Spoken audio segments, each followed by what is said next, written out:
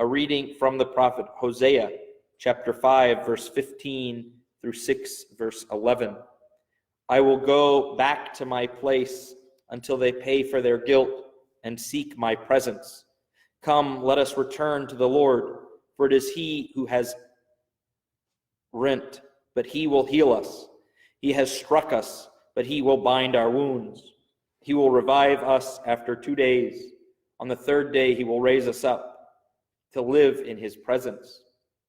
Let us strive to know the Lord, as certain as the dawn is his coming, and his judgment shines forth like the light of day.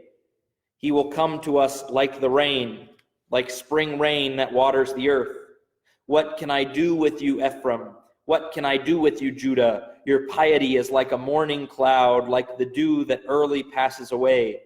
For this reason I smote them through the prophets. I slew them by the words of my mouth. For it is love that I desire, not sacrifice, and knowledge of God rather than holocausts. But they, in their land, violated the covenant. There they were untrue to me. Gilead is a city of evildoers, tracked with blood. As brigands ambush a man, a band of priests slay on the way to Shechem, committing monstrous crime. In the house of Israel I have seen a horrible thing. Their harlotry is found in Ephraim. Israel is defiled. For you also, O Judah, a harvest has been appointed. Today's reading, we hear about this resurrection after 2 days on the third day.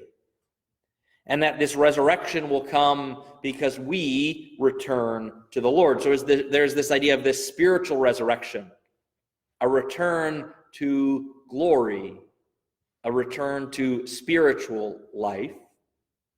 And at the same time, there is this physical resurrection with reference to Christ on the cross and Christ rising from the tomb.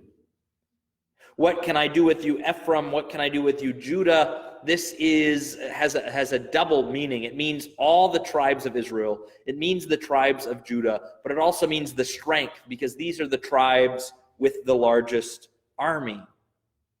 So it is, O strength of the people. Although you are strong in arms, you are weak in piety. Your piety passes away quickly. You can come and pray for 10 minutes, for 1 day, for 1 week, but then you return to your former way of life. And it's compared to harlotry. Again, we see this sexual image. Yesterday, we looked at this sexual imagery of knowing God, of being intimate with God. Today, we go back and we say there's this sexual image of people leaving God like an unfaithful spouse, leaving God to have affairs with other gods, not caring about God who has given himself to us, but rather seeking after false gods.